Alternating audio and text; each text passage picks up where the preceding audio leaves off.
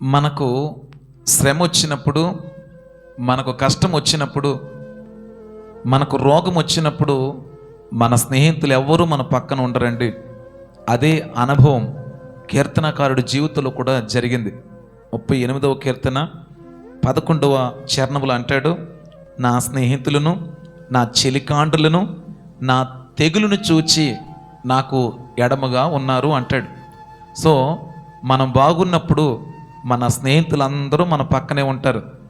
కర్మకాలి మనకి ఏదైనా సమస్య వచ్చిందనుకోండి, ఏదైనా రోగం వచ్చింది, లేదా అప్పుల పాలైపోయాం, ఏదైనా అవమానం మన జీవితంలో ఎదుర్కోవాల్సి వచ్చిందనుకోండి, ఎవరు మన పక్కన ఉండరు. అయితే ఏసుకున్న గొప్ప మనసు ఏంటి చెప్పనా? అందరూ నిన్ను వదిలినా ఆయన నిన్ను వదలడు, ఆయన నిన్ను విడిచిపెట్టడు. అందరూ నిన్ను తోసివేసినా ఆయన నిన్ను త్రోసివేయడు. అంత మంచి స్నేహితుడు నువ్వు కలిగి ఉన్నావు. విడవక ఎడబాయిక ప్రేమించే స్నేహితుడు ఆ యేసుని గుండెల్లోకి హత్తుకొని ఉండు.